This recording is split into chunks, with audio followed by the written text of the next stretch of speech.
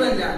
उसके बोले बेटा डी बना, तो बोले कि ये लाइन खींच देगा और एक इधर से बोलेगा कि ये डी बना दे। इसी तरह से अल्फाबेट के जितने चाहे हिंदी के हो चाहे इंग्लिश के आराम से लिख सकता है। और अपने यहाँ कहानियों में हमारी दादा दादी तरह से जोड़ दिया जाए। तो उन्होंने इस पॉलिसी को चेंज करके 5+3+3+4 के एक मूर्त रूप दिया है उसमें। अब इसमें 5, 3, 3, 4 क्या है, तो उन्होंने करा है 5 years फाउंडेशन कोर्स नाम दिया है कि 5 साल तक बच्चे को फाउंडेशन कोर्स कराया जाएगा, जिसमें आंगनबाड़ी केंद्र, प्री नर्सरी, LKG, UKG 3 साल और फर्स्ट एंड सेकेंड 2 साल। और इस पूरी एजुकेशन में उसको खेल खेल में सिखाया जाएगा, यानी उसके ऊपर बर्डन नहीं दिया जाएगा। जैसे यादव साहब ने कहा कि हमारी जो शिक्षा पद्धतियां हैं, जो संस्कार हैं, जो चले आ रहे हैं, उनमें काफी वो हम भूलते जा रहे हैं। इन चीजों से उनको अवगत कराया जाएगा कहानी के द्वारा, खेल भी नहीं है। तो कहानी कुछ इस तरह से है कि कुम्हार, हम सभी जानते हैं कुम्हार जो है वो अपने मिट्टी के जो बर्तन है वो बनाता है ना। तो कुम्हार एक बार मिट्टी लेके आया, मिट्टी इतनी खुश थी कि अब मैं जाऊंगी किसी के घर में सजूंगी या मेरा कुछ ऐसा सामान बनाया जाएगा, मुझे एक अच्छी जगह रखा जाएगा या मेरा कुछ अच्छा उपयोग होगा। तो फिर जैसे जैसे परिवर्तन होते गए, जैसे जैसे उसमें उसकी कमी महसूस हुई, फिर इन्हें लगा कि यार हमारी जो शिक्षा नीति वो ऐसी होना चाहिए कि जमीन से जुड़ी हुई होना चाहिए। इसके लिए फिर ये शिक्षा नीति बनी। इसमें जो मुझे सबसे अच्छी चीजें लगी वो ये है कि बच्चे को छठी से वहीं भेजा जाएगा जिसमें उसको रुचि है। यदि उसको खेती बाड़ी में रुचि है वहीं जाएगा। किसी बालिका को ब्यूटी पार्लर में इंटरेस्ट है, उसको उसी मास्टर बनाया जाएगा। अभी तक क्या हो रहा था कि हम क्लास में कई बच्चों को ट्यूशन में ट्यूशन पूछते थे, जो क्लास में पढ़ाते उसी को ट्यूशन बोलते हैं। तो कुछ बच्चों को तो के लिए तो ट्यूशन है वो, और कई के लिए क्या थी वो ट्यूशन। तो उससे मुक्ति मिलेगी, और उससे मुक्ति मिलेगी तो बच्चे दौड़ के स्कूल आएंगे। ये जो ड्रॉप आउट की समस्या है, बच्चे नहीं आते हैं, वो अपना आप दूर रहेंगे क्योंकि उसका मन लायक मिलेगा। दूसरी इसमें जो मैं घटना सुनाना चाह रहा हूँ, हमारे गांव में डीपी जल गया था। तो एक 8वीं पास लाइनमैन था और एक गोल्ड मेडलिस्ट इंजीनियर, सब इंजीनियर। अब वो ट्रांसफार्मर बदल रहा था, तो वो जो लाइनमैन था उसने बोला कि सर ये वायरिंग गलत कर रहे हो आप। तो उन्होंने बोला कि नहीं क्या कि इंजीनियर मैं हूँ, तू नहीं है, तू चुपचाप बैठ। तो उसने वो 8वीं पास लाइनमैन ने बोला कि डीपी जल जाएगा, और 2 दिन में जल गया। वो 8वीं पास था, लेकिन उसको प्रैक्टिकल नॉलेज तगड़ा था। तो ये जो शिक्षा नीति है, इसमें सिर्फ किताबी ज्ञान नहीं रहेगा, उसको व्यावहारिक ज्ञान दिया जाएगा। हाँ, और वही ज्ञान सबसे ज्यादा उपयोगी होता है। जो प्रैक्टिकल जो ज्ञान है ना, वही हमारे सबसे ज्यादा काम में आता है। हमने खुद में अपने अनुभव देखे, पहले बोलते थे कि आप नौकरी करोगे तो ये करना पड़ेगा। लेकिन राष्ट्रीय शिक्षा नीति के अंतर्गत 5वीं के बाद 5वीं तक का सभी ने व्याख्या करी, सबने अच्छी करी। लेकिन जो मैंने पॉइंट नोट किया था वो था कि 5वीं के बाद बच्चा जब छठी में जाएगा तो एक पर्टिकुलर, जैसे उसको सॉफ्टवेयर डेवलपमेंट जाना, तो उसको वहां से ट्रेनिंग के लिए पहुंचाया जाएगा। सीधे 6 महीने की ट्रेनिंग करवा दी जाएगी उसको प्रोग्रामिंग की। तो बच्चा पढ़ाई के साथ साथ अर्निंग भी करेगा, वो अपनी स्किल डेवलप करके कमाई कर सकता है। कि वो भैया 5 घंटे स्कूल किया, इसके बाद साथ में कोई दुकान खोल के बैठ गया, मोबाइल सुधारने का काम ही सीख लिया उसने, या फिर उससे रिलेटेड वो दूसरे काम। जैसे कि हमारे गांव की पहले व्यवस्था होती थी कि जैसे किसान खेती करता था, तो खेती करने के लिए उसको गांव में कारीगर की जरूरत होती थी, क्योंकि उसके सारे यंत्र लकड़ी के बने होते थे, और लकड़ी का काम कौन करता था? कारीगर, जिसको आज हम कारपेंटर बोलते हैं। तो एक व्यक्ति, उसके पास खेती नहीं होती थी, जमीन जायदाद नहीं होती थी, लेकिन वो पूरी तरह सक्षम था, गांव के सभी लोग उस पर काम करवाते थे। लेकिन टेक्नोलॉजी के जमाने में उसका सारा काम छिन गया, तो वो भी टेक्निकल हुआ, फर्नीचर, दूसरे काम स्टार्ट किया उसने, बेड वगैरह बनाना स्टार्ट किया। लेकिन हर व्यक्ति नहीं कर पाया वो चीज। तो वही चीज आज जैसे 100 बच्चे पास आउट होते हैं क्लास में से और उनको नौकरी मिलती है 2, बाकी 98 बेरोजगार, और बेरोजगारी सबसे बड़ा मुद्दा है। तो राष्ट्रीय शिक्षा नीति में जो स्किल डेवलपमेंट की बातें कही गई है, और जब मैंने बीएड किया था, जब मैंने भी पढ़ा था कि डॉक्टर सर्वपल्ली राधाकृष्णन और गांधी जी ने अपने विचार रखे थे, और उन्होंने सबसे पहले तो मैं भारतीय हूँ और एक शिक्षक हूँ, तो मुझे अपने आप पे बहुत ज्यादा गर्व है। शिक्षक मतलब सबसे ज्यादा उत्तरदायित्व, दुनिया का सबसे बड़ा, सबसे अच्छा जॉब।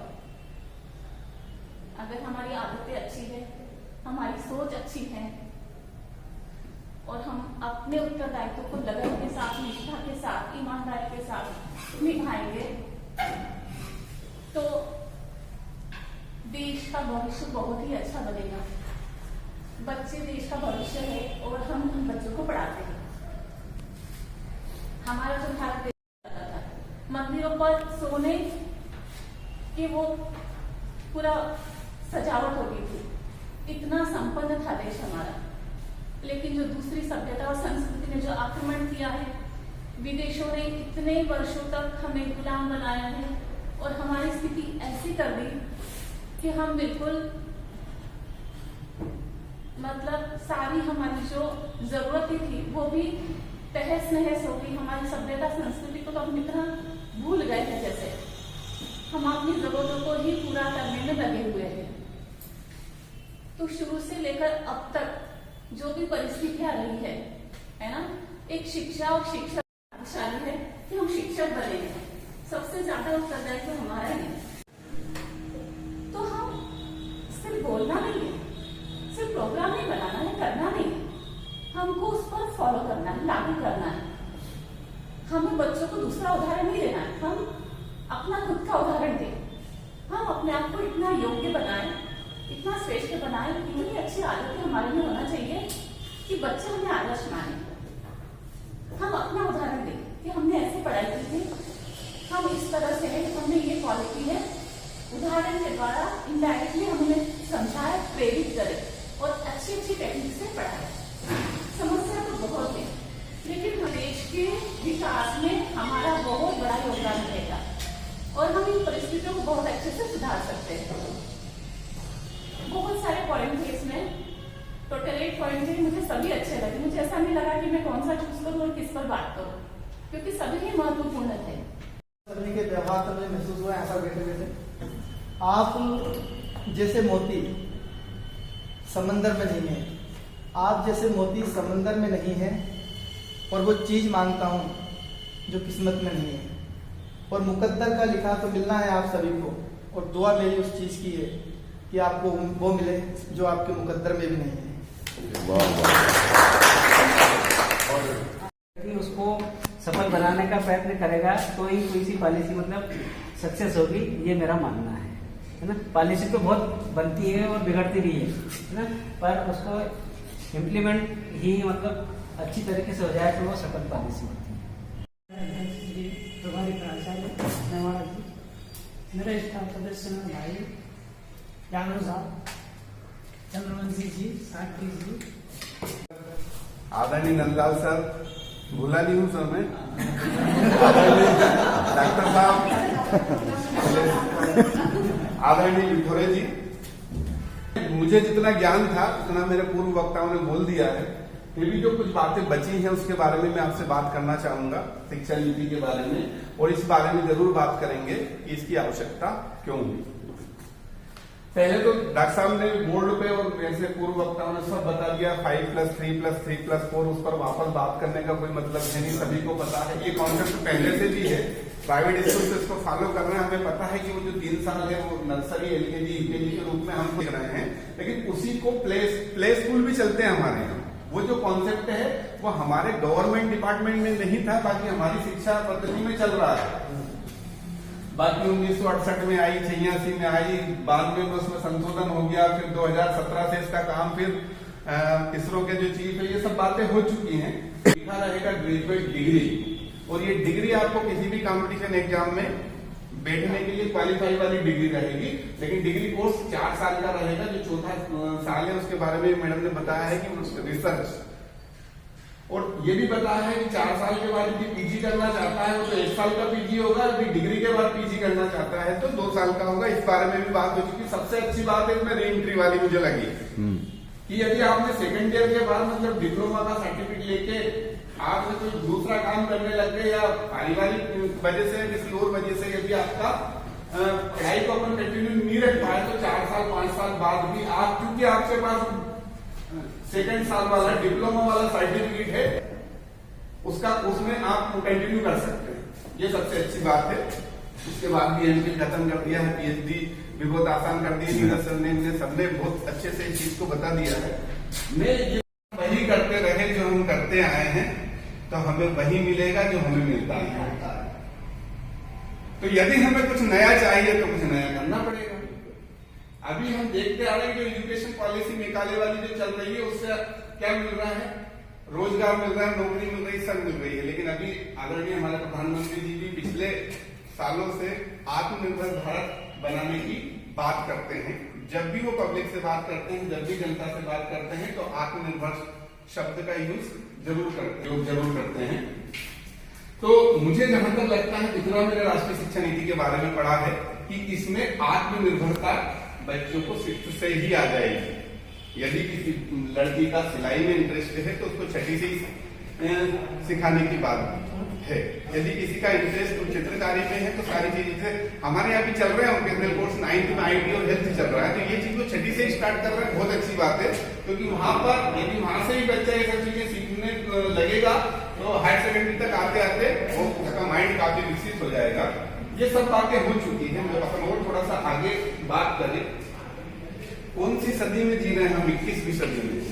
हमें सबको पता है, कोई बता सकता है मुझे कि ये जो सदी है इसको कौन रन कर रहा है, कौन सी चीज इसको चला रही है, रन कर रही है? टेक्नोलॉजी।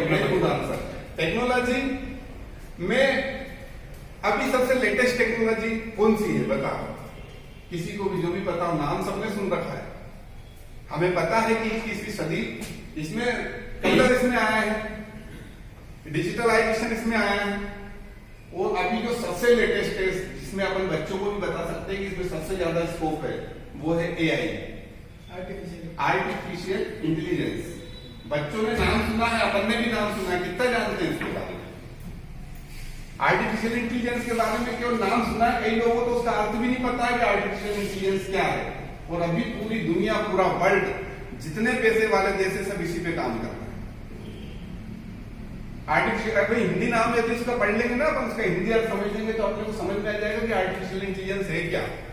आर्टिफिशियल मतलब कृत्रिम, मतलब मानव द्वारा निर्मित, और इंटेलिजेंस तो आप समझते ही, बुद्धि, आपकी सोचने की जो शक्ति होती है।